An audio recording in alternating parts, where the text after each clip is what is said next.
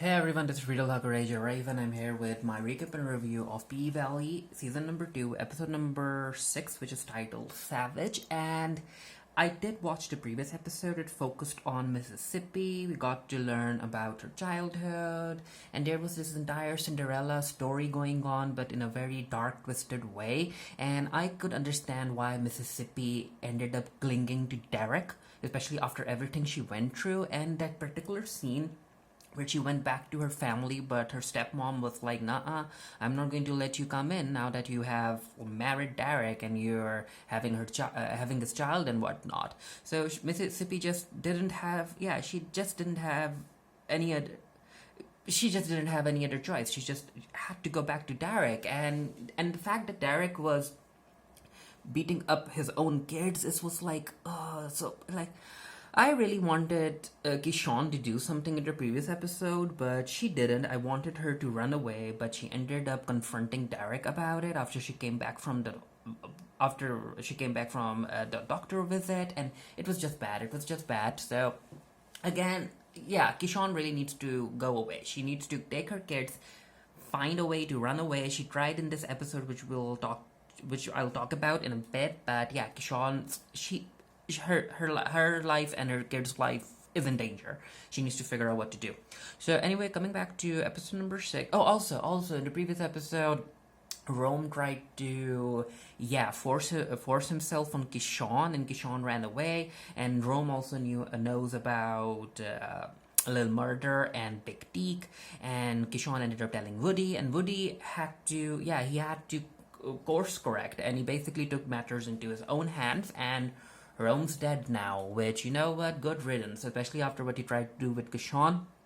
Good riddance. So yeah, that was my kind of a quick recap of the previous episode. So coming to episode number 6, Savage, it opens up with Diamond hooking up with the woman he met last night. And yeah, Diamond he's still thinking about Kishon, and as he's looking into the woman's eyes, he's averting his eyes because he's reminded of Kishon, and he finishes. He gets up, and the woman gets up as well. The woman ends up seeing the ring, Montavius's ring, and Diamond is like, "Yeah, don't touch it, don't touch it." And yeah, this is where she's like, "You know what? You have a lot of stuff on you. You know, you don't make eye contact with me when we're intimate. I don't like that." And yeah, these two hook up again, and I'm like, you know what? It's as if the writers don't necessarily know what to do with Diamond's character. So hopefully they'll figure it out, because there's only four more episodes left, right? Season 2 is going to have 10 episodes, if I remember correctly. I could be wrong. But if that's the case, we only have 4 more episodes left. So we cut to Big Teak, and yeah, this episode was really about Big Teak and all of the trauma that he ended up facing as a kid, and then he went to jail, and then he went into solitary confinement, and even though he's out, he realizes that the world has moved on, and he isn't able to adapt to all of the things that have changed around him, especially, and also the fact that Lil Murda ended up moving on, which makes sense. So Lil Murda, because he still thinks of Big Teak as his friend, and he's still like Lil Murda still loves him. He still loves Big Teak. He wants him to be happy. So he ends up gifting Big Teak a car, and yeah, Big Teak ends up. He just breaks down. He just breaks down, and I'm like, yep, something's wrong with him. Something's wrong with him. And the fact that the writers really did that to him by the end of the episode, very heavy. This episode was very heavy. So we go back to the Pink, and Hailey is getting ready for something, and of course Clifford isn't a fan of that, especially after what Clifford overheard Hailey talking about with Andre about wanting to sell the Pink for a lot of money, and she just wants nothing to do with the Pink anymore. So Big L ends up turning off the water, and Hailey comes out because she's taking a shower, and she's like, "You know what? Turn the water back on. I need to be somewhere." And Clifford is like, "Okay, so that's why you selected you want to wear this red dress, huh?" So Big Teak and Uncle Clifford are talking about what to do with Hailey, and yeah, Uncle Clifford just isn't a fan of Hailey anymore, especially after that conversation that he overheard. And Big Al is like, hey, we can't just kill her, you know, and we can't just send her to the police either, because she'll snitch, and because we are all involved in Montavius's murder and whatnot, so we just have to deal with her. And this is also where Big L tells Clifford that who was it? Whisper and Roulette are having this private show, and those girls are doing what they need to do to make money, so it kind of makes sense. So we got to the barber shop, and Big Teak is having his hair trimmed, I guess, burned away in a bit. It's just how the barber does his thing, I guess.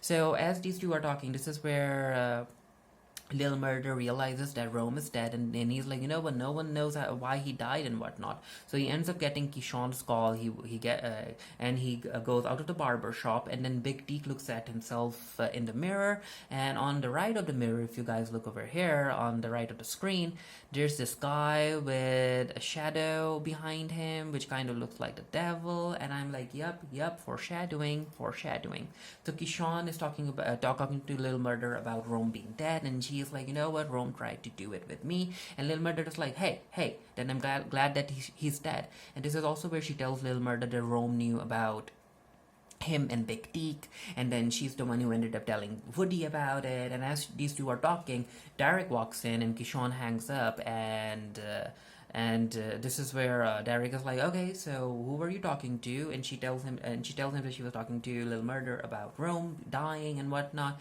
And Derek's like, hey, I'll miss that guy. He was a good guy, bringing you all of those deals and all of that money. But anyway, what's done is done. I'll soon get a job. And hey, do you want to go to this? I guess he's walking towards talking to his neighbor to fix a fire pit or something. I'm not really sure. And Keyshawn is like, yeah, next time, because she points to her face that's all bruised up, and Derek, without any hint of regret or anything, he just walks away. So this is where Lil Murda talks about Rome dying with Big Teak, and Big Teak is like, hey, that's just life, huh? That's why a person needs to live their life as if today is going to be their last day. And I'm like, again, yep, foreshadowing. So Big Teak is like, hey, where do you want me to drop you off? And Lil Murda's like, well, because the tour has been postponed, I really thought I'll just hang out with you. Unless you have something better to do. And Big Teak is like, okay, let's do that. So Mercedes goes to her sister's house because she wants to talk to Tanika, and Tanika isn't picking up her phone either, and her sister invites her in, and this is where Mercedes is like, hey, Sheila, I think her sister's name is Sheila, I could be wrong. Mercedes is like, hey, I'm worried about you, okay? I'm also worried about my daughter, because you ended up saying that she was a mistake last night when I dropped her off, and Sheila's like, no, I can't do that, I don't remember. Also, there's a difference between being a parent and being a mother. I'm the one who raised her. And she's like, Mercedes, I can see through everything that you're trying to do. You want to spend more time with her because you want custody. I won't let you do that. And Mercedes is like, that's not what I mean, okay? That's not why I'm trying to take care of you and my daughter.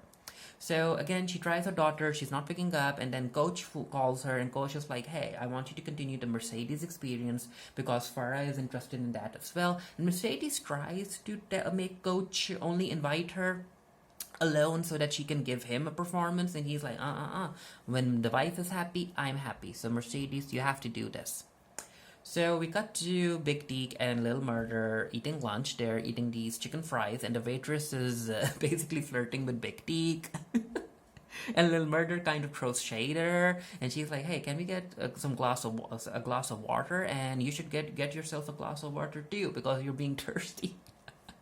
And Big Teak is like, hey, don't be jealous. And Lil Murda's like, I'm not jealous. So he's like, well, Big Teak, I'm just glad that you got your appetite back, because I was worried about you for a bit. And this is where these two talk about how everyone has moved on and whatnot. Because again, these two still have feelings for each other. Big Teak basically loves Lil Murda, but Lil Murda, even though he loves Big Teak, he has moved on, and Big Teak realizes that. He realizes that. And sometimes even if you realize something, that doesn't mean that thing doesn't hurt. So Big Teak realizes that Lil Murda is in love with Uncle Clifford, but he understands that, but it still hurts. And Big Teak is like, you moved on, as you should, I understand that, but it's as if the entire world has moved on, and I'm not really sure where I fit. And then he asks Lil Murda to tell him more about Clifford, and this is where Lil Murda tells Big Teak that Clifford likes to use the pronouns she and her, and Big Teak is like, wait, what? And Lil Murda's like, hey, I just accepted, okay? I just accepted. The world has changed. And he talks about Uncle Clifford, about how Uncle Clifford makes him feel. And I'm like, Lil Murder, stop talking about Uncle Clifford. Just stop. Just stop. Can't you see that it's kind of hurting Big Teak? But yeah, and Lil Murder's like, but I think I messed it up. And Big Teak is like, well, you kind of have a habit for it, don't you? And Lil Murder tries to reach out to Big Teak. He tries to touch his hand to comfort him, and Big Teak just pulls away. He just pulls away because he's already made up his mind about what he's going to do tonight. But he needs to forgive Lil Murder, and he ends up forgiving Lil Murder. He just forgives Lil Murder because, again, he understands. He understands that Lil Murder had to move on. He had to move on. So after Derek's gone, Mercedes she leaves her phone in the house because Derek can track her movements. She takes out the gun, and I'm like, yep, Mercedes, yep, use the gun against Derek, use it. So she picks up her children, she goes into the car, she tries starting the car, but it won't start because Derek basically, I guess, unplugged the battery or whatnot. So so Kishon is stuck, and I'm like, Kishon, call an Uber, just run away. So we have a scene at this gas station, and Lil Murder is trying to is teaching he's teaching Big Teak how to fill his car with gas. And as they're waiting, they hear Lil Murder's song on the radio, and Big Teak is happy about it. He hypes everyone up. He's like, "Yep, turn your radio to this particular station to hear my boy's song." And Big Teak is just happy because he has always dreamed of Lil Murder being famous, and he saw that. So basically he's like, yep, the man that I love, he's happy. Now I can go in peace, I guess. So we cut to Roulette and Whisper's private dance that they're doing outside the Pink, and I guess his name is Terrence. So Terrence walks up to Roulette and he's like, hey, do you think that Whisper will be interested in hooking up with me? I'll give her like, what, $2,000? And Roulette is like, well, you didn't offer me that. And because, again, I think that Roulette realizes that she isn't the most beautiful woman out there, conventionally, but Aaron's just like, hey, it will all come back to you, right? So can you talk to Whisper about hooking up with me? And Roulette is like, okay, I'll see what I can do. So we cut to Mercedes being at Cedric's apartment, and Farrah is there as well. And while Cedric is making up his cocktail that has like Swiss grass or something, Irish grass and Viagra, Farrah is flirting with Mercedes, and Mercedes is like, don't you think that Cedric will get angry if he finds out that we have already hooked up? And Farrah's like, let him be angry. It will make him harder. So Andre is giving his speech because he's running for mayor. So Hailey, in her Jessica Rabbit, I guess, Jessica Rabbit getup, like Hailey just likes to play dress up and make up these characters and whatnot. And I'm like, Hailey, who are you? Who is the real Hailey? So she walks in, she asks Andre a very interesting question, which Andre is able to answer. And yeah, Andre and what's his name? I always forget his name. Clifford? No, that's Uncle Clifford. Chaplin? But yeah, these two aren't happy that Hailey's there, and I'm just like, you know what? You need to leave. You need to leave right now. Garbin. Okay, yes, I remember his name, Garbin. So yeah, Andre Garbin was like, you need to leave because Hailey actually got into the party by saying that she's Andre's wife. And then another man comes in, and he tells Andre to take the man to the smoking lounge, while Corbin basically he basically drags Hailey out of the party because he's like, you aren't invited here. So Roulette sees Whisper being all flirty with Terrence. She's like, okay, so I guess my job here is done. And she walks away, and Diamond and Duffy come to the premises. And then, yeah, we have this entire scene where Cedric is trying to do it with Farrah and Mercedes, but Mercedes and Farrah are very, very interested in each other, and Cedric realizes that, and Cedric's like, you both are cheating on me, right? You both are cheating on me. And he pulls away, and he doesn't like that because he wants to use both of these women for his own player, and he doesn't really care about whether or not they're good, and he doesn't want these two to have to take their own pleasure in themselves with each other. He wants both of them to focus on him, which is kind of a very stereotypical thing for certain men to do. And this is where he's like, okay, Pharrell, what's happening? What's happening? Why the heck are you into pee all of a sudden, huh? And not pee, like PU, you know what I mean. So Pharrell's like, what the heck? What the heck, Cedric? I've already been into that. We have been married 19 years, and you would know that. You would know that if you stopped focusing on fulfilling all your fantasies and asked what I wanted. So yeah, Cedric is very, very angry about the entire fiasco, and he's like, nah, nah. Mercedes, you need to leave, and he basically tries to push Mercedes out of the house, and Mercedes like, no, you still owe me money, Cedric, and yeah, Pharrell's like, well, you can't break a deal, Cedric, that's unfair, and Cedric's like, well, you broke my heart, and I'm like, Cedric, really, just have fun, just try to have fun. So Roulette is sitting in the car, and Duffy walks up to her, and Duffy flirts with Roulette, and again, Roulette realizes that she isn't like the most beautiful woman out there, and she calls Duffy out for saying that she's beautiful, and she's like, you know what, Duffy, I'm a hoe, and Duffy's like, well, I'm a hoe too, so these two hook up, which I'm okay with it. So Mercedes looking at the gun, and I guess she's ready to shoot Derek. But once Derek comes back home, she hides the gun, and Derek just sits with her, comforts her, and he's like, "Well, the phone says that you didn't move from the house today." And Kishan is like, well, we just stayed at home and watched Peppa Pig, and Derek's like, well, the kids are happy that you're back, and I'm happy that you're back, and I'm like, Kishan, pick up the gun and shoot him. So, where was it? Yeah, Big Teak goes to visit his old house, and while he's inside, Lil Murda gets a call from Woody, and this is where Woody tells Lil Murda that he needs to fire Big Teak, because Big Teak will basically sink him, and Lil Murda's like, I can't do that, and then Woody lets slip that that Rome OD'd, and Lil Murda's like, how the heck did you know that Rome OD'd? And Woody's like, hey, I did what I had to do. And then Lil Murda's phone dies, and Lil Murda and he's like, okay, so I guess I'll just look into Big Teak's dashboard. I think he's trying to find a charger. He notices Big Teak's gun, and he's like, why the heck would he go into that house without a gun?